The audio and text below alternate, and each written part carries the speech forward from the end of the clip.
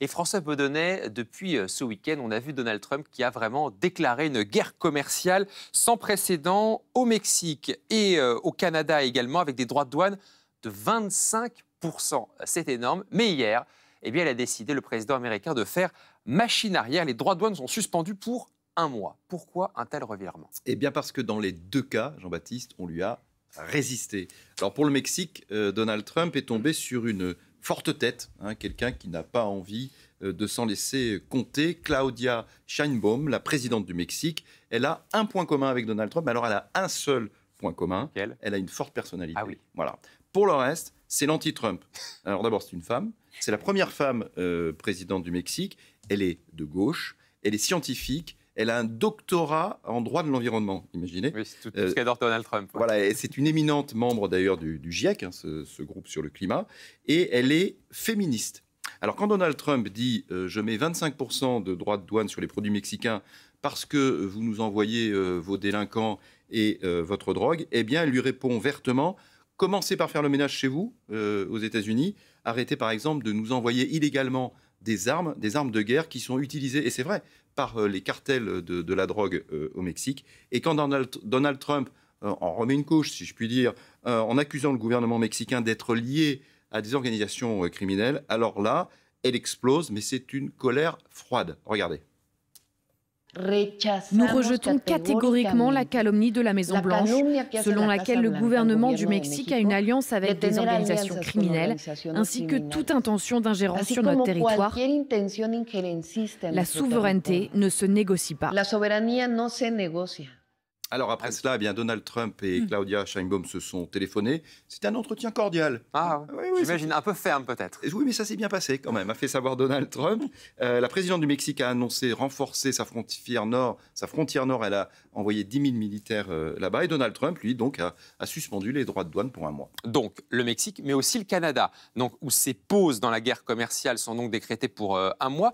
Victoire ou renoncement pour Donald Trump? Alors, en tout cas, ce matin, Ottawa et Mexico respirent, parce que 25% de droits de douane dans les deux cas, ça aurait été une catastrophe pour eux. Ce qui est intéressant, c'est que le mode de résistance à Donald Trump a été différent. Justin Trudeau avait annoncé une réponse œil pour œil, avec des droits de douane de 25% côté canadien.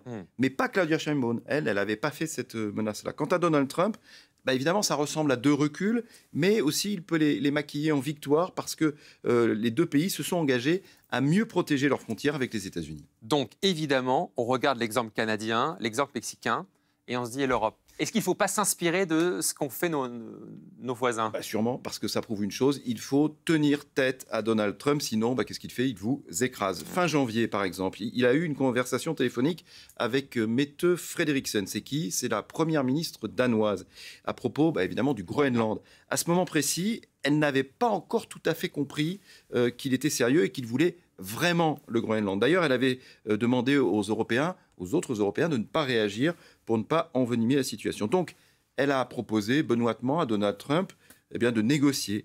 Et alors, cette conversation téléphonique a été horrible. Je mets des guillemets parce que c'est elle qui l'a dit. Donald Trump a été d'une agressivité incroyable vis-à-vis d'elle. Donc, il faut que d'abord l'Europe prenne au sérieux Donald Trump, qu'elle s'oppose à lui en lui faisant comprendre qu'elle ne se laissera pas piétiner. Elle a les moyens économiques de l'impressionner, oui, l'Europe. Politique. Et voilà, la seule question, c'est de savoir si elle aura le courage et surtout l'unité suffisante pour le faire. C'est vrai qu'on a la France qui n'est pas en très grande forme, l'Allemagne qui est en pleine crise politique, l'Italie qui parle directement à Donald Trump. C'est pas simple en Europe en ce moment. Les institutions qui viennent d'arriver, l'Allemagne qui n'a pas envie de se vexer avec les États-Unis. Donc oui, c'est compliqué. Mais en tout cas, on a bien compris avec votre décryptage que c'est en parlant fermement avec autorité à Donald Trump qu'on arrive à être respecté. Ça ne marche pas à tous les coups, mais on est sûr que si on ne fait pas ça, ça ne marche pas. Voilà, exemple à suivre du côté de Bruxelles, en tout cas pour le Mexique et le Canada. Et puis ce matin, donc, la Chine qui décrète à son tour une riposte avec une taxe à venir sur les hydrocarbures et les véhicules américains. Et puis là, à l'instant, la Chine qui ouvre également une enquête anti-monopole contre Google et qui saisit également l'OMC. Là aussi, une autre riposte à venir entre les États-Unis et la Chine. Merci François.